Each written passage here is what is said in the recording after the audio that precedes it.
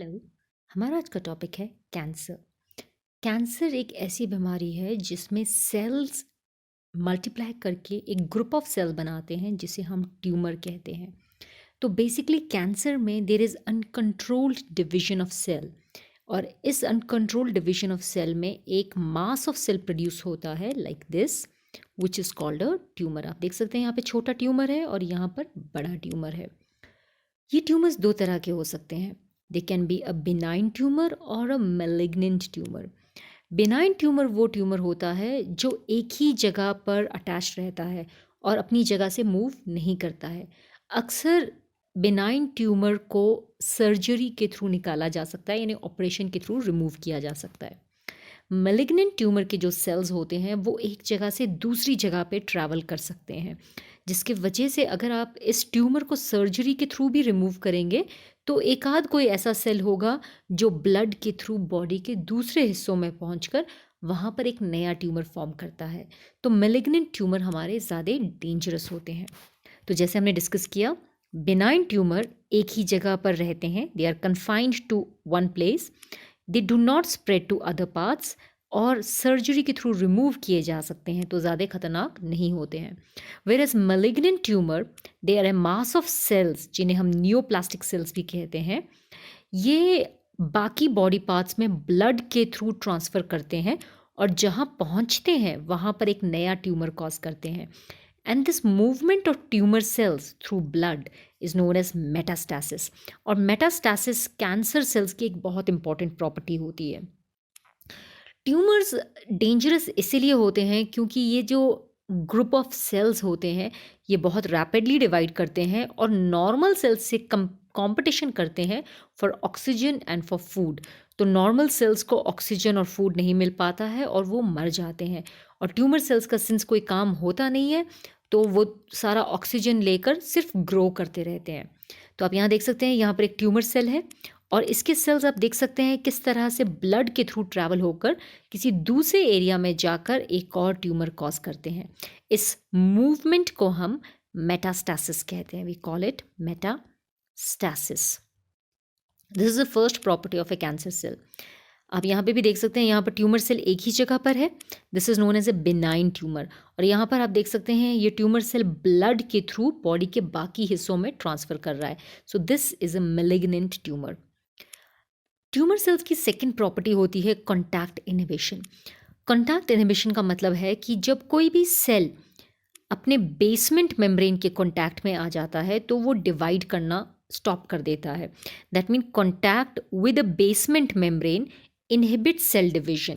लेकिन कैंसर के cell contact inhibition show नहीं करते हैं।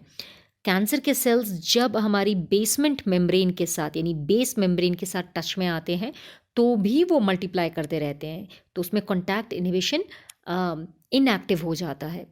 सो this is one of the basic difference between a normal cell and a cancer cell. अब अगर हम बात करें कि कैंसर होता किस कारण से है, कैंसर का कारण है कार्सिनोजेंस। ये तीन तरह के होते हैं: physical carcinogen, chemical carcinogen and biological carcinogen. Physical carcinogen में एक्सरे, गामा रे और अल्ट्रावायलेट रेडिएशन जैसी ionising and non ionising radiations होती हैं जो डीएनए को डैमेज करती हैं।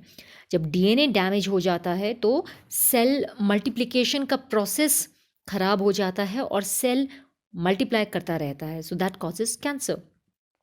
केमिकल कार्सिनोजन में टोबैको में निकोटीन जो प्रेजेंट है, बहुत सारे ड्रग्स, नाइट्रोजन डाइऑक्साइड जैसी गैसेस हैं जो डीएनए को डैमेज करती हैं, जिसकी वजह से कैंसर सेल्स प्रोड्यूस होते हैं।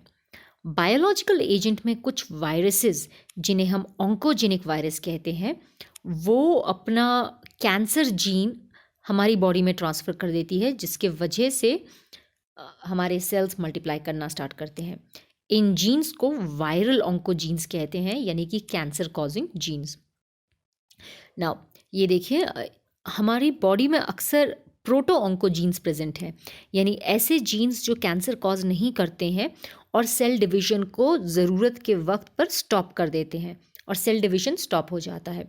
लेकिन अगर इस डीएनए में डैमेज हो जाए तो प्रोटो ऑन्कोजीन ऑन्कोजीन में कन्वर्ट हो जाता है और ये एक्टिवेटेड ऑन्कोजीन सेल डिवीजन को कंटिन्यू रखता है और एक नॉर्मल सेल को ट्यूमर सेल में कन्वर्ट करता है, जो अनकंट्रोल्ड सेल ग्रोथ फॉर्म करता है, जिसे ट्यूमर या कैंसर कहते हैं। कैंसर को अगर हम डिस्कस करें कि कैसे पता चलता है कैंसर का, there are many methods like biopsy और हिस्टोपैथोलॉजिकल स्टडी, यानी कि पेशेंट के टिश्यू को लेकर, उसकी किसी भी मसल को लेकर उसको स्टडी करने से पता चलता है। Blood test, bone marrow test से भी कैंसर का पता चलता है।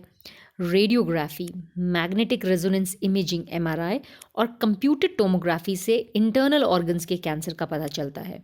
उसके अलावा बहुत सारे एंटीबॉडीज़ भी कैंसर के बारे में पता लगा सकती हैं। आजकल मॉलिक्यूलर बायोलॉजी की मेथड से भी कैंसर का पता लगाया जा सकता है कि किस इंसान में कैंसर स्पेसिफिक जीन्स प्रेजेंट हैं। तो अब यहाँ देख सकते हैं कि किस तरह से ब्लड टेस्ट से कैंसर का पता चल रहा है। ये मैग्नेटिक रेजोनेंस इमेजिंग की मशीन है जिसमें मैग्नेट्स चारों तरफ पेशेंट के अराउंड रिवॉल्व करते हैं और इंटरनल ऑर्गन्स के कैंसर के बारे में बताते हैं। This is called a computerised tomography, जो एक एक्सरे बीम हमारी बॉडी के चारों तरफ रोटेट करती है और बॉडी का एक 3 डायमेंशनल इमेज बनाती है, और इंटरनल स्ट्रक्चर में, इंटरनल बॉडी ऑर्गन में अगर कोई ट्यूमर प्रेजेंट है तो इससे पता चल जाता है। अगर हम कैंसर की ट्रीटमेंट के बारे में डिस्कस करें तो surgery, radiotherapy, chemotherapy and immunotherapy कुछ मेथड्स हैं जिससे कैंसर की ट्रीटमेंट की जा सकती है। यानी कैंसर के सेल्स को सर्जिकल ऑपरेशन के थ्रू रिमूव किया जा सकता है, या कोई रेडिएशन दी जा सकती है जिसके वजह से कैंसर के सेल्स मर जाते हैं, या किसी केमिकल के मदद से कैंसर के सेल्स को मारा जा सकता है, या अल्फा इंटरफेरॉन नाम के प्रोटीन्स या रिस्पॉन्स मॉडिफायर्स का इस्तेमाल किया जाता है जो हमारे इम्यून सिस्टम को स्ट्रॉन्ग करते हैं और कैंसर सेल्स को मार देते हैं। तो इसके साथ ही हमारा ये टॉपिक ख़त्म हुआ। Thank you and have a nice day.